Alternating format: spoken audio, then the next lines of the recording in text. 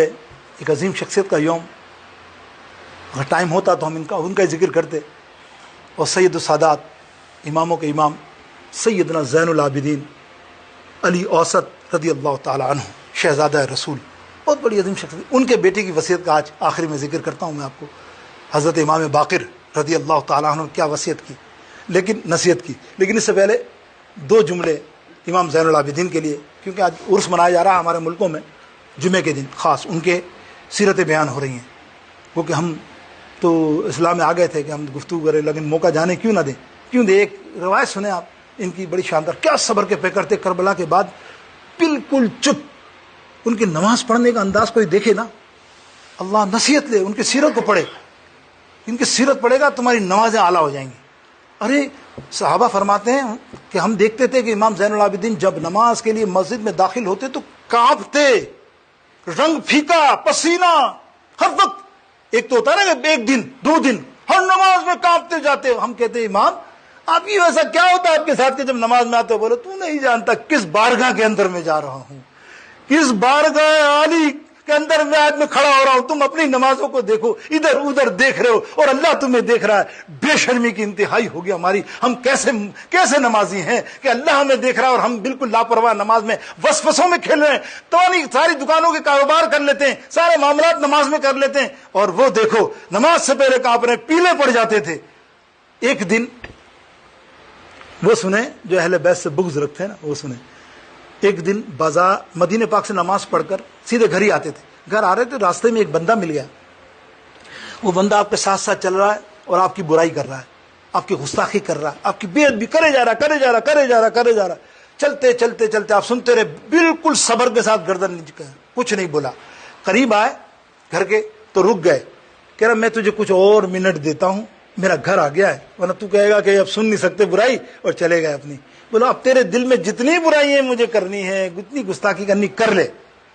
یہ کہہ کے کھڑے ہو گئے، آئے ہے وہ بندہ فوراً قدموں میں گر گیا، ہاتھ چوم لیا، بولے خدا کی قسم میں ایسا نہیں ہوں کہ اہل بیت پاک پر گستاخیاں بے باکیاں، لعنت اللہ علیکم، لعنت اللہ علیکم دشمنان اہل بیت، یہ ان کے لیے ہے جو اہل بیت کی دشمنی کرتے ہیں۔ حالانکہ وہ بندہ ایسا نہیں تھا، اس نے وضاحت کی، بولے یا امام زین العابدین میں ایسا نہیں ہوں۔ مجھے کسی نے کہا کہ وہ دیکھو زین العابدین جا رہے ہیں رسول اللہ کے نواسے، شہزادہ رسول، تو میں گیا، میں نے کہا دیکھو ان میں صفت ہے رسول اللہ صلی اللہ علیہ وسلم کی جو ہم سنا کرتے تھے، صحابہ کتنا بھی جو کفار جتنے برا بھلا کہتے تھے، میرے رسول اللہ صلی اللہ علیہ وسلم ان کے لیے چادر بچھا دیتے، انہیں گلے لگاتے، لیکن خدا کی قسم آپ نے اتنا سنا اور کچھ نہیں کہا۔ یقینی طور کے اندر آپ خون رسول ہیں، آپ صحیح معنوں میں زین العابدین ہیں، اور ہاتھ چومے آپ سے اور معافی مانگی۔ تو میرے دوستو یہ زین العابدین کے صاحبزادے حضرت باقر، امام باقر رضی اللہ تعالیٰ عنہ نے اپنے بیٹے امام جعفر صادق کو نصیحت کی۔ وہ نصیحت بھی پلو باندھنے والی ہے، آخری بس 1 منٹ ہے، پلو باندھنے والی ہے۔ آپ نے فرمایا بیٹا ایک بات یاد رکھنا، کسی بے وقوف سے دوستی نہ کرنا۔ سمجھ رہے ہیں بے وقوف، ہماری دوستی بے وقوفوں سے ہیں۔ انہوں نے کہا دوستی بھی نہ کرنا اور اس کے ساتھ راستے میں چلنا بھی مت۔ مراد یہ ہے کہ ایسا نہیں ہے کہ بے وقوف ہے تو دیکھے گا میں ایسا دوستی تھوڑی کر رہا ہوں، ملاقات تو کر لوں نا، بات چیت تو کر لوں، گلے مل لوں، کوئی بات چیت، بولے تو رستے میں دو چال چلے گا، وہ تجھے ایسی بات کر دے گا کہ تیرا دین بھی ختم ہو، تیرا ایمان بھی ختم ہو جائے، تیری بات کے ساتھ الٹا سیدھا ہو جائے۔ تو کیا فرمایا کہ بے وقوفوں سے دوستی نہ رکھنا، اور دوسری فرمایا زندگی میں کبھی جھوٹ نہ بولنا۔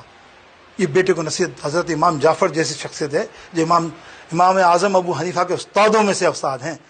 امام جعفر صادق فرماتے ہیں مجھے دوسری نصیحت یہ فرمائی کہ کبھی جھوٹ نہ بولنا۔ آج میرے دوستوں بزرگوں، آج تم دیکھو ہماری مائیں بہنیں سنیں اس نصیحت کو۔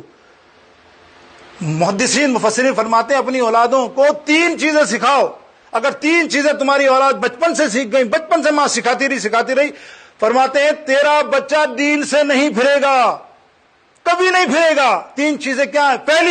پہلی بات اسے یہ بول، جھوٹ نہیں بولنا، چاہے مر جائے تو، کچھ ہو جائے، ہم تجھے کچھ نہیں بولیں گے، نہ ماریں گے، ہم تجھے کبھی برا نہیں کہیں گے، تیرے سے گلاس ٹوٹے، تجھ سے کچھ ہو جائے، تو کوئی چیز اٹھا لے، آ کے سچ بتا دے، ہم تجھے الٹا انعام دیں گے کہ تو نے سچ بولا، سچ رہنا۔ بولو شروع میں بولنے والا غوث اعظم کی تربیت والا بندہ ہو جاتا ہے کہ حضور کی ماں نے جو نصیحت کی تھی نا تو ولی بنا دیا تھا۔ بابا فرید کی والدہ نے کہا تو ولی بن گئے۔ میرے دوستوں بزرگوں، بختیار کاکی کی ماں نے نصیحت کی تو ولی بن گئے۔ خواجہ صاحب کی والدہ نے کی نصیحت تو یہ ولی اللہ کیسے بنے؟ تو ورن جھوٹ نہ بولنا۔ دوسری، اس کو نماز کبھی ترک نہ کرنے دینا۔ جب نماز کی عمر میں آئے 8-10 سال، ایسے اس کے پیچھے لگ جاؤ جیسے سایہ۔ نماز نہیں پڑھی، نماز وہ لاکھ بہانے کرے، ہوم ورک لاکھ بہانے کرے، میں صبح اٹھوں نہیں سکوں گا، یہ کچھ بھی کرے، نیند میں مر رہا ہو، پہلے نماز پر پھر سو، پھر نماز پر پھر سو۔ بولے خدا کی قسم اس کی پختہ عادت 10-12 سال میں ایسی ہو جائے گی، پھر ابھی تو وہ نماز کو چھوڑنا نا، پھر اس کو نماز نہیں چھوڑے گی، پھر اس کو نماز نہیں چھوڑے گی۔ یہ ہے۔ اور میرے دوستو، تیسری فرمائی کہ اس کو خدمت کرنے کا سلیقہ سکھاؤ۔ بچے کو ہمیشہ آپ کے گھر میں مہمان آئے، بچے کو بولو سامان اٹھاؤ، بچے کو بولا گلاس لا کے دو، بچے کو یہ کرو، بزرگوں اس کی خدمت کرنے کی لگا دو۔ اس کے دن تو جستگو مساجد کے اندر دیکھو، بچے کو چلو اٹھاؤ سامان، قالین لگاؤ، یہ لگاؤ، گلاس لا کے رہو، کچھ نہیں، اس کو جستجو کا کام کرنا ہے۔ انشاءاللہ وہ خدمت خلق کا بہترین بندہ بنے گا۔ اور اللہ کو کتنی پسند ہے مخلوق کی خدمت کرنا۔ میرے دوستوں، اللہ رب العزت اپنے حبیب کے صدقے جو کچھ کہا، اللہ اس نصیحتوں پر عمل کی ہم سب کو توفیق نصیب فرمائے۔ اللہ تعالیٰ اپنے حبیب علیہ السلام کے صدقے میں ہمیں یا اللہ دین و متین اور خاص کر ایمان کی دولت مرتے دم تک نصیب فرمائے۔ وآخر دعوانا الحمد